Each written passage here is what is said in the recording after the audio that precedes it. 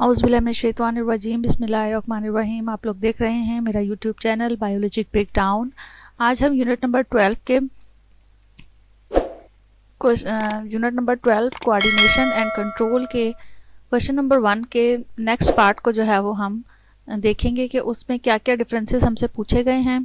पहला डिफरेंस जो आपसे पूछा जा रहा है वो है नर्व इम्पल्स और हार्मोनल ट्रांसमिशन का difference.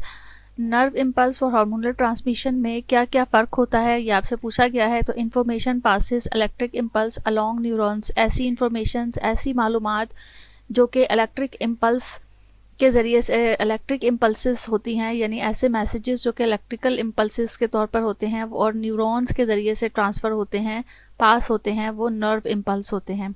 Hormonal transmission information passes as chemical messengers in the blood, और ऐसी इंफॉर्मेशंस जो कि केमिकल मैसेंजर्स के तौर पर या केमिकली जो है वो ब्लड के अंदर जो है वो ट्रांसफ़र होती हैं या पास होती हैं, ऐसी इंफॉर्मेशंस को हार्मोनल ट्रांसमिशंस कहते हैं। Affects our rapid and short lived. Nerve impulse जो होती हैं यानी न्यूरॉन्स के ज़रिए से जो फंक्शन हो रहा होता है, न्यूरॉन्स के ज़रिए से जो मैसेज बॉडी के अंदर एक जगह से दूसरी जगह ट्रांसफ़र हो रहे होते हैं, या ब्रेन जो है वो एफेक्टर्स तक मैसेज ट्रांसफ़र कर रहा होता है, वो सारे मैसेजेस जो है वो रैपिड रिस्पॉन्स होते हैं, यानी तेज़ी से वो काम होता है, और शॉर्ट लिव्ड होता है यानी फ़ौरन हो जाता है। जबकि हार्मोनल ट्रांसमिशंस में जो इफ़ेक्ट है वो यूजुअली स्लो होता है और लॉन्गर लास्टिंग होता है, यानी आहिस्ता आहिस्ता ये इफ़ेक्ट होता है और बॉडी के अंदर बहुत ज़्यादा देर तक रहता है। फिर नर्व इम्पल्स हैं often involves reflexes. Nerve impulse में ज़्यादातर जो काम हो रहा होता है वो रिफ्लेक्सेस का काम हो रहा होता है, और जो हार्मोनल ट्रांसमिशन है उसमें हार्मोन्स जो है वो मुख्तलिफ हार्मोन्स जो है वो अपने केमिकल्स के ज़रिए से, केमिकल मैसेंजर्स के ज़रिए से ग्रोथ को, डेवलपमेंट को, मेटाबॉलिज्म को, रिप्रोडक्शन को, इन सारे प्रोसेसेस को जो है वो बॉडी के अंदर जो हो रहे होते हैं उन्हें कंट्रोल करते हैं। नेक्स्ट जो डिफरेंस पूछा जा रहा है हमसे वो बहुत इंपॉर्टेंट है एग्ज़ाम पॉइंट ऑफ व्यू के लिहाज से। एग्ज़ाम्स में ये डिफरेंस बहुत ज़्यादा पूछा जाता है, short sightedness and long sightedness का। तो short sightedness and long sightedness हमने अपने लेक्चर में बहुत ज़्यादा डिटेल में स्टडी किया था। अगर आप लोगों ने वो लेक्चर देखा है, बहुत अच्छी तरह से उसको समझा है, तो ये डिफरेंस आप लोग खुद भी लिख सकते हैं कि शॉर्ट साइटेडनेस और लॉन्ग साइटेडनेस में क्या फ़र्क है। मैंने यहाँ आप लोगों की आसानी के लिए डिफरेंस की फॉर्म में आपको नोट्स बना के जो है वो प्रोवाइड कर दिए हैं, ताकि आप लोगों को एग्ज़ाम्स में किसी भी किस्म की लर्निंग में प्रॉब्लम ना हो सके। तो शॉर्ट साइटेडनेस का डिफरेंस हम देखते हैं कि उसके पहले पॉइंट में हम क्या लिखेंगे कि these peoples cannot focus well on distant object. ऐसे लोग जो कि बहुत अच्छी तरह से जो डिस्टेंट ऑब्जेक्ट हैं, यानी जो बहुत ज़्यादा दूर चीज़ें हैं, उनको सही तरह से ना देख सकें, ऐसे लोगों को जो इफेक्ट होता है, यानी जो बीमारी हो जाती है उनको आँखों में, उसे हम बीमारी तो नहीं उसे कह सकते हैं, उसे जो डिफेक्ट होता है उसे हम शॉर्ट साइटेडनेस कहते हैं, यानी एक नॉर्मल तरीके से उन पर्सन्स की जो आइज़ हैं वो फंक्शन नहीं कर रही होती हैं। फिर लॉन्ग साइटेडनेस का भी डिफेक्ट हो सकता है आइज़ में, जैसे they can not focus short distance. ये ऐसे लोग होते हैं जो कि जो करीब की चीज़ें होती हैं उन्हें बहुत अच्छी तरह से फोकस नहीं कर पाते हैं, और उनकी आइज़ जो हैं वो उसे फोकस नहीं कर पाती हैं और वो करीब की चीज़ें सही तरह नहीं देख सकते हैं। तो इस डिफेक्ट को लॉन्ग साइटेडनेस कहा जाता है। These peoples well at short distance. Short sightedness people जो होते हैं, यानी ऐसे लोग जिन्हें शॉर्ट साइटेडनेस डिफेक्ट होता है, ये पीपल शॉर्ट डिस्टेंस के ऊपर जो करीब की चीज़ें होती हैं उन्हें बहुत अच्छी तरह से देख लेते हैं, लेकिन जो दूर की चीज़ें होती हैं वो सही तरीके से फोकस नहीं कर पाते हैं।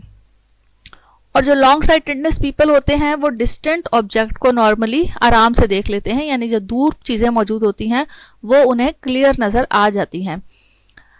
The focal length of eye lens is reduced और the distance between eye lens and retina increase। अच्छा, ये डिफेक्ट अब क्यों होता है हम यहाँ अपने डिफरेंस में ये भी बताएंगे कि फोकल लेंथ जो होता है वो आई लेंस का वो रिड्यूस हो जाता है, या फिर हम ये भी कह सकते हैं कि distance between eye lens and retina increase.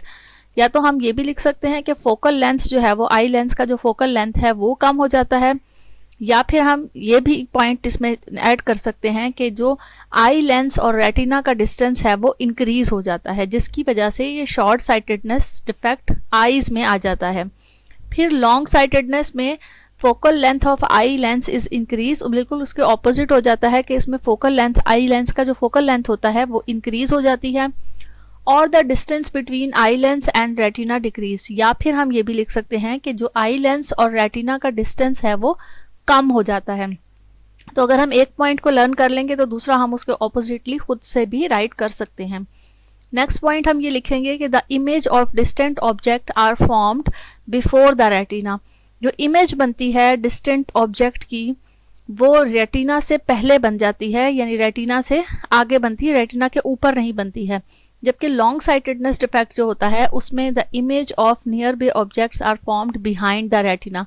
इस लॉन्ग साइटेडनेस डिफेक्ट में जो इमेज बनती है, जो छवि बनती है, वो ऑब्जेक्ट जो है वो कहाँ पे जाके बनती है, वो रेटिना से बिहाइंड, पीछे की तरफ जाके, यानी रेटिना के बैक पे जो है वो बन जाती है। The defect can be corrected by using a concave lens. अब इस डिफेक्ट को कैसे करेक्ट किया जा सकता है? इस डिफेक्ट को ऐसे करेक्ट किया जाता है कि जो ग्लासेस, ये पर्सन, ये लोग जो है वो जिनको शॉर्ट साइटेडनेस का मसला होता है, उनके ग्लासेस में कॉन्केव लेंस का इस्तेमाल किया जाता है, जो कि उस फोकल लेंथ की जो रिड्यूस है वो ठीक हो जाता है, इनके नॉर्मल हो जाता है। और जो लॉन्ग साइटेडनेस पीपल हैं वो जो है उनका डिफेक्ट कैसे क्लियर किया जाता है, करेक्ट किया जाता है by using a convex lens. तो ये क्वेश्चन पूछा जाता है अमूमन, शॉर्ट या कंसेप्चुअल क्वेश्चन भी ये पूछा जाता है कि आप लॉन्ग साइटेडनेस डिफेक्ट को कैसे क्लियर करते हैं और जो शॉर्ट साइटेडनेस डिफेक्ट है उसे कैसे, कौन से लेंस से जो है वो क्लियर किया जाता है। तो ये कंसेप्ट आपको क्लियर होना चाहिए कि लॉन्ग साइटेडनेस जो बीमारी, जो बार बार बीमारी कह रही हूँ, लॉन्ग साइटेडनेस जो डिफेक्ट है वो कॉन्वेक्स लेंस से ठीक होता है, करेक्ट होता है। और शॉर्ट साइटेडनेस जो है वो किससे करेक्ट होती है? कॉन्केव लेंस से जो है वो करेक्ट होती है। अच्छा, शॉर्ट साइटेडनेस और लॉन्ग साइटेडनेस का जब भी डिफरेंस आता है तो कोशिश ये कीजिएगा कि पेपर में आप इसकी डायग्राम भी साथ जो है वो बनाएं, तो इससे अच्छा इंप्रेशन भी पड़ता है और मार्क्स भी अच्छे मिलते हैं। जो हमारा डिफरेंस है वो रॉड्स और कॉन्स के बारे में पूछा गया है कि रॉड्स जो है वो, रॉड्स और कॉन्स में क्या डिफरेंस होता है। तो rods are responsible for vision in dim lights. Rods जो हैं वो डिम लाइट में बहुत अच्छी तरीके से, अगर आइज़ को डिम लाइट में काम करना हो तो उसके लिए ये सेल्स प्रेजेंट होते हैं आइज़ में।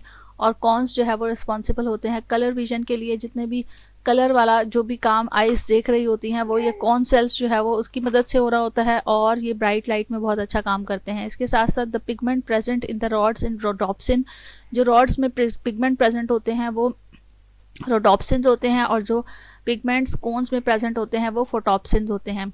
इसके साथ साथ नेक्स्ट जो डिफरेंस है वो हम ये लिखेंगे कि तकरीबन 120 मिलियन रॉड सेल्स जो है वो प्रेजेंट होते हैं आइज़ में, और कोन्स जो है वो तकरीबन 6 to 7 मिलियन कोन सेल्स जो है वो आइज़ में प्रेजेंट होते हैं।